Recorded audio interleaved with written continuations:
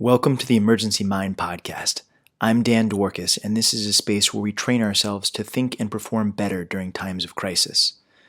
ER doctors or not, we all face emergencies in our lives, and this podcast is all about getting better at acting during times of uncertainty and stress and learning how to apply knowledge under pressure. So listen up, train hard, and enjoy, because you never know what's coming your way next. To learn more about building your emergency mind and to dig deeper into many of the concepts we get into in this podcast series, head over to our website at emergencymind.com. My guest this episode is Dr. Emily Rose. Emily is a board-certified emergency physician with fellowship training in pediatric emergency medicine. In addition to being a truly excellent clinician on both the adult and pediatric sides of the emergency medicine world, Emily is a wonderful educator. She directs both the pre-health undergraduate studies and the minor in healthcare studies at the Keck School of Medicine of the University of Southern California, and is routinely invited to speak at the national level on her expertise in pediatric emergency medicine. Aside from all of that, Emily is just truly an amazing human being. Our conversation in this episode is really far-reaching. We cover a lot of topics, things like personal development and the myth of perfection, the importance of daily habits in course correcting and tuning your own course, and of course, decision-making under pressure. As always on this podcast, our mission is to dive into applying knowledge under pressure, not to provide specific medical advice. Additionally, our opinions are our own and not those of our respective employers. All that said, let's get to the episode. I hope you enjoy. Emily, thank you so much for coming on the podcast today and talking with me. It is awesome to get to talk with you about this in a formal manner, as opposed to our normal sort of off-the-cuff work talks about this absolutely. Kind of stuff. That's it. Well, it's a pleasure and an honor. Thanks for having me. Totally. I'm hoping we can start sort of back at the beginning. So when you first were getting into medicine, how did you first start thinking about applying knowledge under pressure? And maybe that question is about why did you become an emergency doctor, and maybe it's about when did you first start thinking about emergencies? That's a great question, and I don't know that I can answer you totally when I really started thinking about it. I'll tell you that when I started medical school, the one specialty I was not going to do was emergency medicine. And then I ended up late into my fourth year finding emergency medicine and falling in love with it. But there was a lot of reasons why I didn't think I would be good for emergency medicine, because I can't figure out what to order from a menu when I go to a restaurant. I still can't. It takes me forever to make decisions for things like that. But I also thought that I wouldn't be really good under pressure, under stress, in those situations. And probably like the biggest telling moment was when our house, literally, we were talking about being dealing with fire earlier. I was in medical school my second year, and my apartment building was literally on fire. And it was pretty funny, how things kind of unfolded. Both my husband and I have a gift that we are pretty calm under pressure, but he's very purposeful. So I was actually studying for my endocrine test. I was in the bathtub and I had flashcards, and I was like studying, and I had a test the next morning, and I had a plan of all these things that I was going to accomplish before I got out of the bathtub. And there was smoke that started flooding through our vent. And I saw that, I was like, oh, that's interesting. Okay. And my husband saw it, and he's like, wait a minute, and so he went and investigated. He went next door and felt the door. It was hot. He proceeded to call 911 and knock on every single door in the entire apartment building and let everybody know.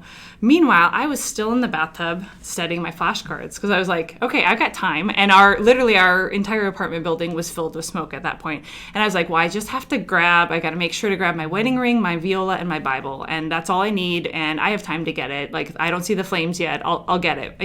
I was very pig-headed. And my husband came back and he's like, you're stupid. Like get out of the bathtub, get dressed, and get outside. And I'm like, well, I have 3 more flashcards, was my thing. And I tend to, so on one hand, I was really calm, but on the other hand, I just was like inertia is powerful for me. So I really thought, I'm like, gosh, if I'm not stupid and not like acting in an emergency, like how can I be an emergency physician? So that's backstory, and we retell that story about how different we were, and my husband tells that story to laugh at me all the time. But his cousin said to me, she's like, actually, if I'm dying, I want somebody that's not freaking out to take care of me. I was like, oh, maybe there is a skill to be honed. So like you talked about, like the being calm. Okay, I'm pretty naturally good at that, but actually moving to action, that's the part of training that I need to work on, sort of my weakness per se. So anyway, that was a totally long story and did not answer your question. No, that's really interesting. There's a lot to jump into for that. And I think it's interesting to explore the idea of there being multiple ways to respond to a crisis and multiple ways to think. I'm curious, you said at the beginning that you didn't think you would go into emergency medicine. What was your first exposure to emergency medicine, if you remember that? Like what made you think you weren't going to go into that? I think I had a lot of just ideas about what it was. And it was mostly, I wanted the continuity of care with patients. I wanted the relationship. I was sort of touchy-feely. I always thought I was maybe going to do oncology because I wanted to sort of walk with a patient through the struggle. And my medical school required an emergency medicine rotation, and my husband was doing his PhD out in Los Angeles, and I had to do a rotation. So I was like, oh, LA County, that'll be fun. And so I rotated November of my 4th year at LA County, and I realized, well, first of all, like the people that were the residents there were amazing. They were so smart. They were so talented. And they really had fun with what they were doing. And I felt like home. These people are a little bit crazy, a little bit wild, like they're willing to dive in, and super good at what they do and hardworking, but they also have fun and they don't take themselves too seriously. I was like, I can really relate to these kind of people. I love them. But I also felt like as a medical student, I was making such a difference in people's lives every day. And my misconception about what emergency medicine was, I felt like, I wasn't going to establish relationships with people.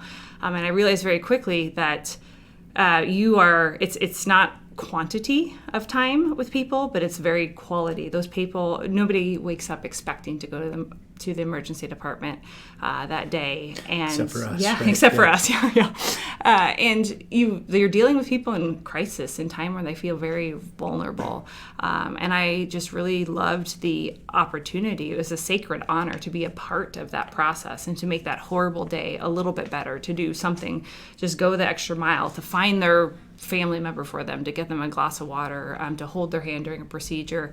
Even when I wasn't yet skilled emergency provider, I was like, wow, I make a difference every single day. And it was so interesting and exciting and different. And I loved it. And I can't believe I ever considered another specialty. It's perfect for me. It was efficient use of my time too. I loved that when I'm at work, I work really hard. But then when I'm done, and it has some inherent work-life balance. That was really important for me too. Yeah, absolutely. And thankfully, you're very correct that you don't have to be able to order from a menu to be a functioning emergency doctor. Those are often different skill sets. And then I get order envy. I'm like, I shouldn't have gotten the salad. That sandwich looks really good.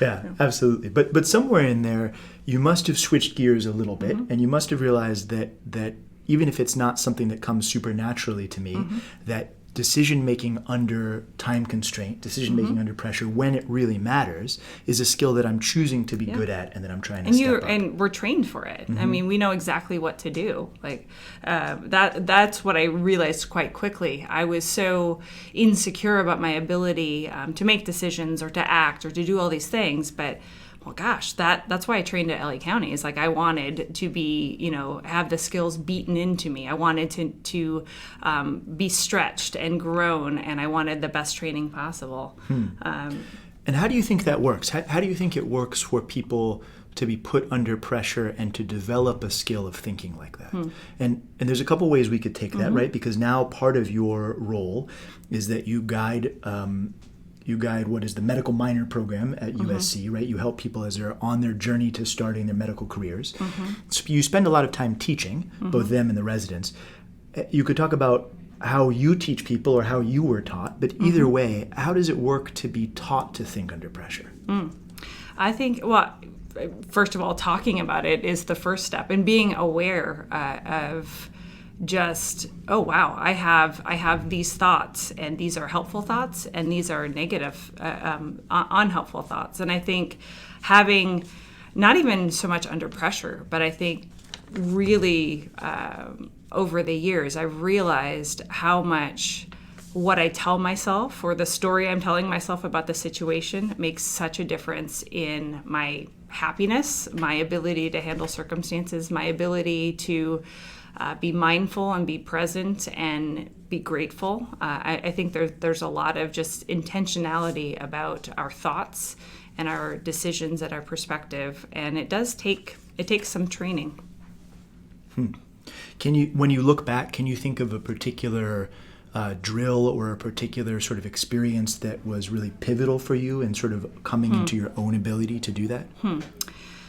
Not necessarily a particular drill, because I think it all sort of gradually I've learned to deeper and my eyes have been opened. I think probably a very pivotal sort of period of time when I realized about the importance of my perception mindset was when I read the book The Happiness Advantage by Shawn Achor, which is a book I highly, highly recommend, and I have my undergrads I've recommended as well for one of my classes. That book really changed how I thought about, I guess, my perspective, my ability to change or control circumstances around me, or lack of ability, and how a lot of times I let things that I couldn't control have power over me. And I realized that really having an attitude of appreciation and gratitude and focusing on what I can change and what I can control, and really sort of running my own race and not comparing myself with other people, and sort of having some introspection and realizing what are my strengths, what do I bring to the table, and what are my weaknesses, and the fact that I can really get better. Any one of us can get better at things if we work at it, if we the concept of neuroplasticity, that I'm not one set of gifts or abilities, but I can really grow in any area should I just commit the time and energy to. So knowing my strengths, maximizing my strengths, and then maximizing or growing through my struggle. And also having the attitude that, struggle is part of life. I'm never going to get it right. I'm never going to be perfect. I'm never going to be my ideal self. But in those moments, I can actually take those difficult struggles and learn about them, learn to get better, and tell other people about it so they can learn from my mistakes as well. Just kind of changing my attitude about struggle or failure was really, I think, it's something that I've been growing a lot, but it all started, I believe, when I was reading that book. That's interesting, that idea that there's the sort of myth that you're ever going to get everything perfectly right. Right. That there's going to be some day you're going to wake up and then you're going to be the pinnacle of being an ER doctor or a brother or sister, whatever it is. Sure. that doesn't exist. Yep. We fall short of our ideal self every day, for sure. Yeah, the counterpoint to that, I think, is the sort of Japanese aesthetic of wabi-sabi, right? The idea that nothing is perfect, nothing is permanent, and nothing is finished. And if we sort of approach it from that, the idea that we're on this path, that we're becoming and changing, and that's the actual space we want to be in. We don't want to be a crystallized thing, right? If we're a crystallized ER doctor, we're very quickly an obsolete and useless ER doctor. Yeah. And it's only those of us that keep evolving, that keep being relevant. I want to go back for a second, and I've heard you say this in a number of occasions, this idea of running your own race. What does that mean to you, and why is that something that you keep coming back to? I think especially probably is as a female, I think it's harder for, I think it's in general more of a female tendency to just not feel enough, not feel like quite that I belong in this arena of emergency medicine. Like I don't have that big confident persona and, calling out orders. I just didn't see myself in that role. And I think that it's taken me a while to realize that I do have very distinct and important gifts and strengths that are very effective in my job, in teaching and all of these things. And to realize that to identify those. And I guess the concept of run your own race sort of comes as a backstory. My father-in-law is a minister, and he's very pastoral. And he actually sat down. He had a very sort of life-changing conversation with me. He said, when I started medical school, he kind of sat me down. He said, you're going to be surrounded by extremely smart, extremely talented people that are going to be very good at what they do. But you really shouldn't look to your right, look to your left. What you need to do is just focus on showing up and quality, doing your best, doing the best that you can with what you have. Every day, keep showing up and don't look to your right or left, but do the best that you can, and you're going to get exactly where you're supposed to be. Teddy Roosevelt said, comparison is the thief of joy, and that's so true. I see this over and over again in our medical students and our residents. So many people compare themselves to other people. Oh, wow, that person is really good at running that resuscitation with authority, or this person can generate this amazing differential, or thinks of, or is a really good bedside teacher, and we tend to look at everybody else's greatest strength and compare ourselves and think, oh gosh, we can never actually measure up. And that is pretty harmful. And I think that negative self-talk of, I can never measure up. We tend to compare our greatest weaknesses with other people's strengths. And I think that all that does is limit our ability to be our best selves, or to function the best. And when you mash that, first off, that's awesome. Thank you for sharing that. That's a really important thing to think through, is sort of what is our own goal and what mission are we on? And when you mash that up with what you were talking about a moment ago, the idea of sort of the myth of perfection and the myth of a finished product, how do you still train yourself today, right? Because you're still running your race and you're still not a finished product, right? Which before this, I might have said no offense, but actually I think that's probably a compliment, which is that you're not a finished product. Hallelujah. Right? Yeah. Exactly. So what are you working on for yourself today in that regard? Yeah, I think it's really important to be intentional about where we're going every single day.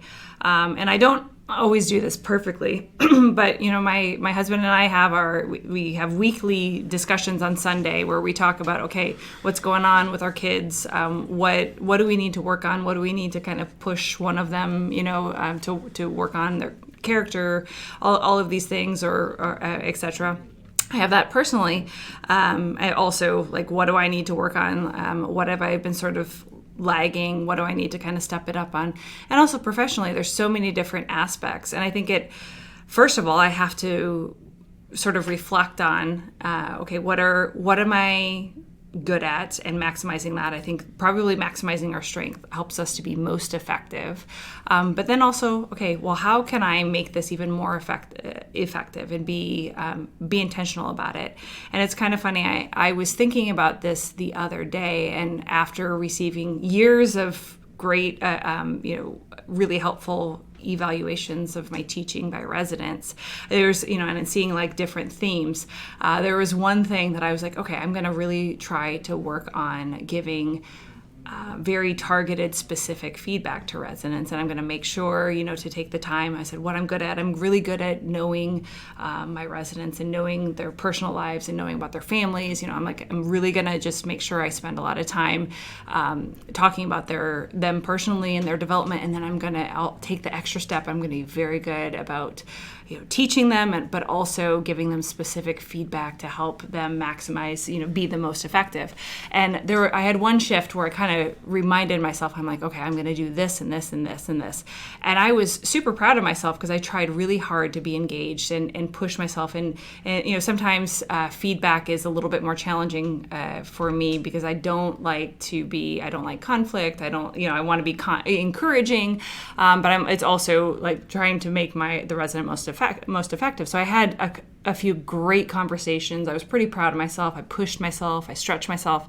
And I realized as I got in the car that day that although I had made these great strides in all of these things, we had actually had a patient that it's long story short, I had a conversation with the patient, and we were worried about a little bit of neglect and maybe even abuse at home. And I had this long conversation that I told the social worker and our resident about, but I had neglected to document that in the chart. So even though I had made all these great strides and accomplished so many things that day, I didn't do something that I would routinely normally do. It's funny, like I just had to laugh at myself. I'm like, well, you can't, perfection is always this transient, this thing that's out in front of you that you never completely have. Yeah, there's definitely the idea that we're all working towards something, that there's never one of us never have it all together. Is completely cooked, thankfully. Gives all the rest of us a little hope as we keep moving forward. I'm wondering if we can go back in time for a minute. And you talked about sort of the version of you, the Emily that had started into medicine. And I'm wondering if the Emily now has any advice for the Emily then, in terms specifically of sort of what we're talking about here, the ideas of how to function under stress. What would you go back and tell yourself? I think, well, there's so many things that I wish I would have done differently or had different perspective. And I think I wish I would have more so realized my strengths and realized that I had a lot more ability, a lot more courage, a lot more to say than I allowed myself. And I think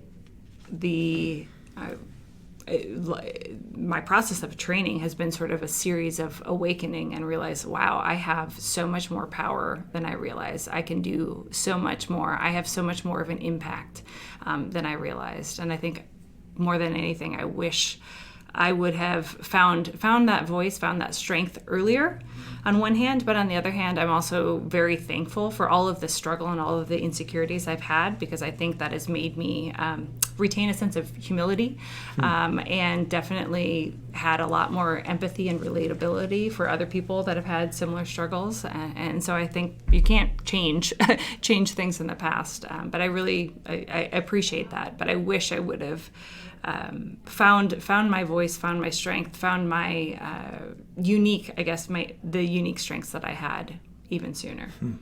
And let's push on that just a little bit. When you say find your strength in your voice, maybe for somebody that's listening that is starting their medical career, or even somebody farther along who's starting their residency, what does that mean to find your voice and your strength? How would you know when you found it? What would you be looking for? I think every person is unique, and everybody has this unique set of skills and abilities and life experiences, but also everybody has similarly, maybe even tied to their greatest strength is their greatest weakness. And I think it takes us a while to find exactly what we're good at. And one way that you know what you're good at is something that comes easy for you. And it's human nature to kind of assume that everybody's good at X, Y, or Z, and there are a lot of skills that, things that I do that seem very easy, and I can kind of just whip it out. And it took me a long time to realize, like, wow, not everybody can do that. Not everyone can multitask like this. Not everybody can be really, really efficient with tasks and just get things done and meet deadlines, or, whatever the gift is. It took me a while to realize that was actually a unique skill set of mine. And also, interestingly, a lot of things that I am good at, I had no idea I would be good at until I just tried. There's a lot of things that I was like, oh, I have no idea how to do that, but I'm just going to dive in and I'm going to try it. And there were some things that I was like, yeah, no, thank you. That's not really for me. There's other things that I'm like, wow, this is fun. And I really just got, into it. I could jive with it and flow and be productive.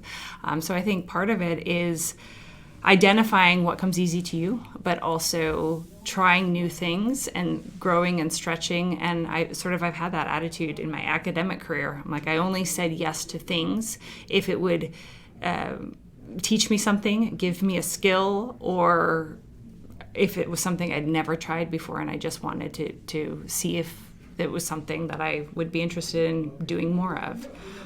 And that has sort of made me have sort of a weird sort of academic career, but it's also opened my eyes to different opportunities and skills, and I had no clue. If you would have told me 15 years ago what I'm doing today, I would have never believed you.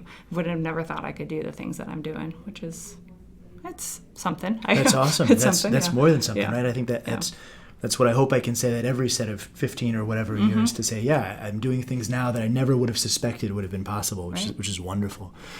That spirit of experimentation, of finding your stride through sort of trying things out and seeing what feels right, is that the same sort of skills you use in the resuscitation room when you're running a case? Or at that point, do you have other more sort of algorithmic thinking that you employ? I think it's a little bit of both.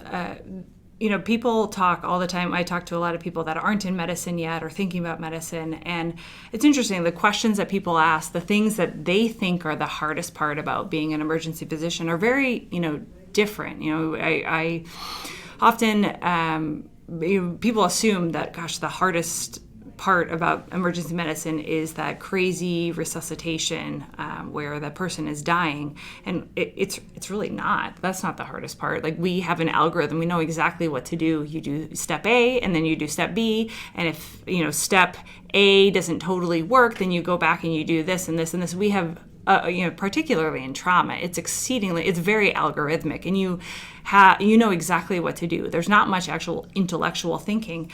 So a lot of resuscitation in particular, that is algorithmic. But there are, every single day we encounter things that you just don't read about in the textbook. Just the case that popped in my mind right as I was saying that is, we had a patient who stuck his both testicles and his penis in a tiny little water bottle, and waited 3 days to come be seen. It was a metal bottle. And, you think about that. We've had variants of that, but we've never had that situation. It's not in the textbook, right? So you have to creatively think about these things. It's certainly not in the textbook, yes. And what kind of textbooks we have. Stuff like that happens all the time where you're like, okay, I can take this knowledge, I know what to do in this scenario, and then we can do, and you just have to be a creative problem solver. And that's one of the things I love about emergency medicine, actually, is like just taking this knowledge base and then trying to think outside the box and taking, other similar types of solutions that we found in similar situations and just tried things. And was that something that you think you were always good at, that idea of mapping one knowledge set onto a different problem? Or is that something that you developed and trained over time? I think a little bit of both. I mean, I think I didn't realize that I was pretty good at solving a problem or coming up with solutions. I did not think that was a gift of mine. But looking back, I've had other people, and this has been the story of my life too, other people have identified my strengths much better than I have. And people think recommend me for a job, and I think, oh gosh, I could never do that. And then I actually get there. I'm like, oh, okay, like I get it. This is me, which is a separate story. That's like my own baggage, I think. But I think solving problems and thinking outside the box is something that's really fun for me. That's like a creative outlet. But a lot of it is training. And you train, the longer you practice, the more patients you see, the more weird things that you have to solve. And then you take that knowledge and you build upon it and build upon it. And what's your advice then to people that are just starting out, who don't have that library of experiences to have gone through when they find themselves in a really unfamiliar situation? What's your advice to them as they're trying to figure out their next moves? Right. I think that the most important skill in life is to reach out to other people. I think and realize the resources. Don't try to go it alone is probably the most important thing. I mean, that's why we have graduated responsibility in training. But that's something particularly, even after I graduated. So I did 4 years of emergency medicine residency at County, and then I did 2 years of pediatric emergency fellowship. So that was after 4 years of medical school. So 10 years of training. And there's so much I didn't know after I graduated, and I did not hesitate to phone home. I would often just run cases by my colleagues just to say, okay, hey, I'm thinking about doing this. Does this sound okay? Is there anything else that you would add, just to get feedback? Sometimes if I didn't have an answer, I'd call one of my former attendings or colleagues to get more information, or I would call somebody that had a lot of experience. I think that's really, really important. As you're building your toolbox, utilize other people. I think to have the humility to just say, hey, I don't entirely know what to do. And every conversation you have, add that to your toolbox. Okay, I know how to deal with this, and I know this solution. You can learn so much from other people's experience. So if you don't have the experience yourself, you got to lean in and use the experience of other people. Is the short answer. Yeah, no, I can think off the top of my head of several cases you and I have run side by side, or we have bounced ideas off each other. Shifting gears slightly, what would your advice be to somebody who's not at all in the medical field? We have a lot of folks that listen to this that are more in the jiu-jitsu or surfing sort of worlds, but that also think a lot about applying their knowledge under pressure. So even outside of medicine, do you have any advice for them about how you've learned to apply knowledge under pressure, or how they could get better at it? I think preparation is so important. It's an interesting concept to think about, how when people do something really heroic, or conversely, when somebody does something that they kind of get in trouble with, it's not just that moment in time that they are, defined by. But really, it's sort of a symbol or statement of a whole series of decisions and choices and habits they've developed over time. And the more I read about or hear about, particularly, of course, I'm much more interested in people that have shown tremendous heroism or courage. Everybody says about that person, well, I'm not surprised, because that's the kind of person they were. They were very intentional about being a courageous person, a selfless person, a kind person, a doing things for the greater good kind of person. I think in having those daily habits and making those daily choices, to think about, okay, what kind of person am I going to be today? What kind of person do I want to be? And how am I going to change my habits or what I do today? Because this is where I'm going. And finding, being intentional about your trajectory is extremely important. I have no idea if I answered your question. No, absolutely. So, and you mentioned earlier that you and your partner go through these weekly sort of check-ins where you adjust your goals and sort of move from there. Do you have a version of that you use either in the middle of a case or between cases, something that's a little more tighter focused than that? Or is this a thing that you mostly do with sort of a set periodicity behind it once a week? I'll say that because I think that idea that daily habits relate very strongly to the ultimate outcomes in emergencies is very true, that the training we put in now ahead of time matters greatly to our ability to perform. But how do you tune that? How do you keep checking in that you're doing the right habits and that you're doing the right things? That's a great question. I think that comes down to feedback, because the truth is that all of us have incredible blind spots. There are things that we are royally screwing up, and the only way that we will ever see them is asking somebody else.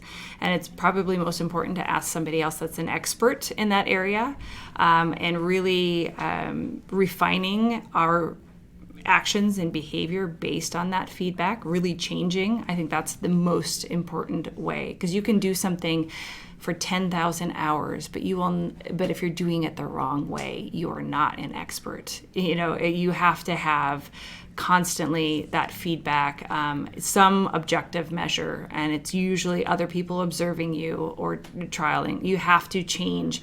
You can't just do the same thing over and over and over again. That's not how you become an expert. How you really efficiently become better is seeking feedback from other people. I think that's very, very important. And that's something that my wonderful husband, I've been married 20 years this May, he takes his job very seriously. He says he thinks the job of a spouse is to make you more tolerable to the rest of the world, and he takes his job very seriously. So he doesn't let me get away with anything, but it's good. It's good. He's constantly, refining my trajectory, I say. He makes me a much better person, which is great. What a wonderful way to describe a relationship, that you refine each other's trajectories through life. That's definitely something to aspire to. Yeah. Yeah. Do you have other groups of people outside of that you consistently check back in with to refine your trajectory? This book I go back to a lot, Thinking in Bets by the poker player Annie Duke, talks a great deal about the idea of forming intentional study communities around a task where you can leverage off of each other's experience to get better at something. Interesting. I think we informally often talk to each other as colleagues about that. That's part of why I've been so excited to bring you onto this, because I really respect and enjoy your opinion about this kind of stuff. But outside of that, do you have other people that you constantly refine your trajectory with?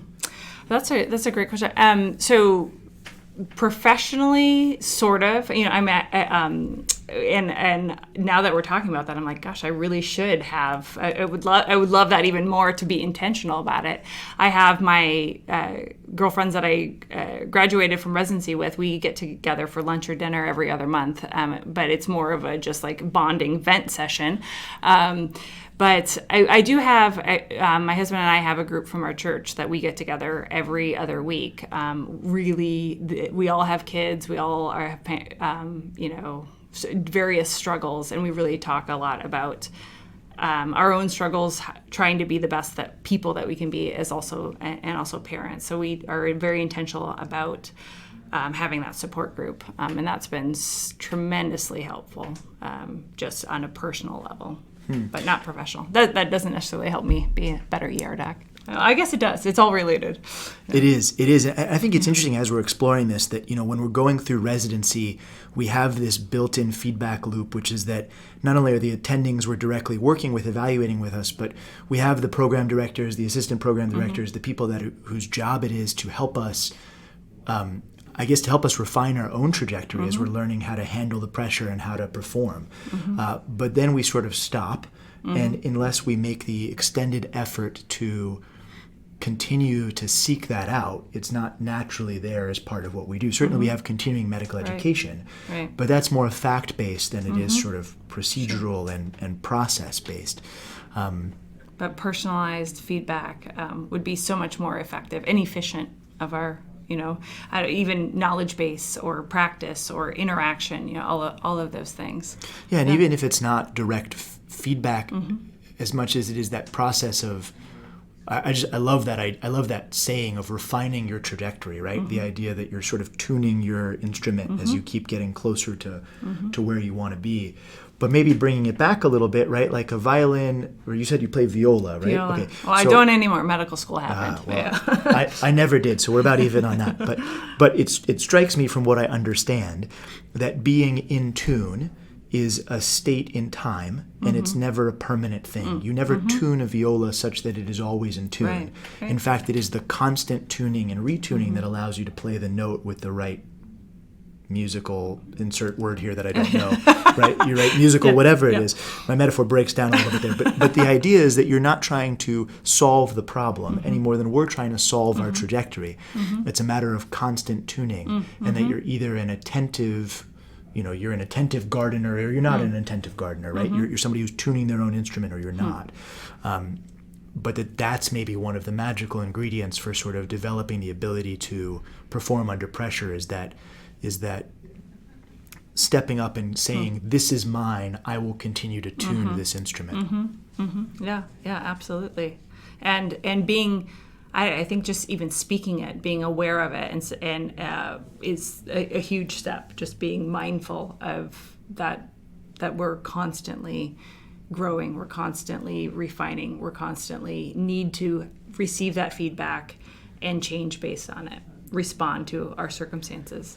Right, and I think also to project that to the people that we are training, to say we are not complete, we are tuning our instrument just as you are tuning yours. We might be working on a different part of the instrument or song, or again, I really don't have the musical terms to keep Sure. this metaphor going, but we might be working on a different part of ourselves than you Right. are, but we are all still working on this together. Right. And that collectively we'll be a stronger unit if we all believe that we are in process of getting better. Right. I think that's important to have in relationships, that sense of commonality, but also that sense of trust that I want the best for you. And any feedback, any negative or positive is basically our goal is to get the best of us, and to be the best. We have commonality in our external goal. I think that's really important to remember, and also to communicate with one another. Emily, that is awesome. Thank you. I'm going to summarize a little bit of what we talked about and then see if there's anything else you want to throw in at the end here. But we covered a ton of stuff. We talked about multiple types of decision-making under pressure, and about, more importantly, how thinking under pressure is a skill that you can train, not sort of an innate ability. We talked about the myth of perfection and that a stable, crystallized state is not what we're going for, that instead what we're really doing is working towards a goal over time. Along that line, we talked about the importance of running your own race, about identifying and playing to your strengths, and about constantly tuning your trajectory in terms of, are you moving in a direction that is where you want to go? And if not, how are you going to course correct? And then we talked a little bit about the idea of daily habits and their link to outcomes, and how the decisions you make before an event are so important for the decisions that happen during the event. Ultimately, it seems like the theme that really wraps this all together is the idea of growth and learning and decision-making being a constant and never-ending sort of wave of progress that you have to be intentional about.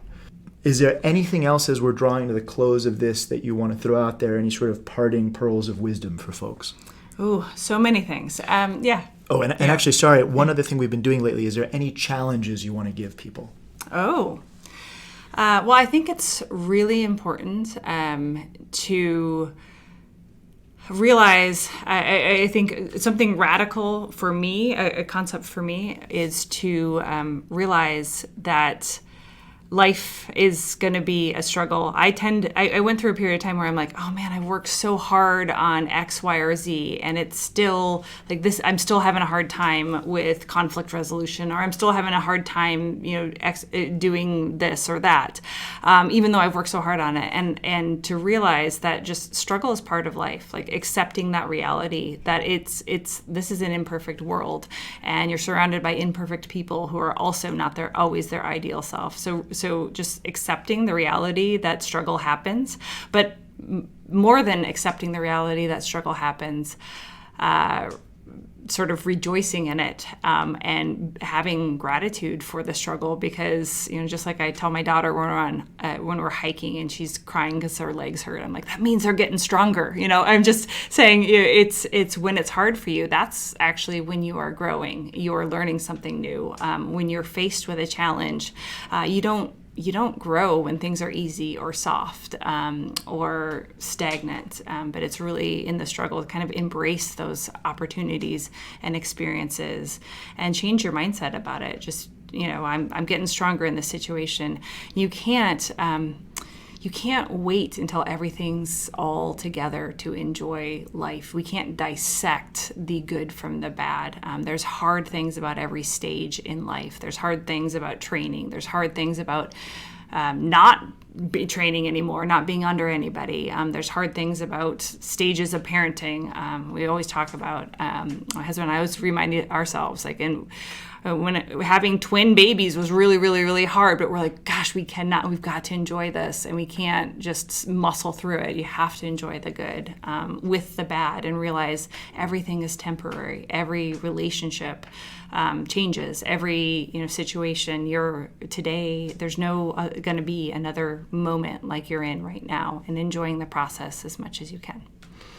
Well, from one very imperfect person to another, thank you for sharing this moment with me. Thank you for coming on. Absolutely. It's a total honor. It was and a pleasure. moment. Thank you for listening to this episode of the Emergency Mind podcast. I hope you enjoyed it, but more importantly, I hope you found something in there that you can use next time you find yourself in the middle of an emergency. To learn more about what we talked about in this episode and about building your emergency mind in general, head over to our website at emergencymind.com.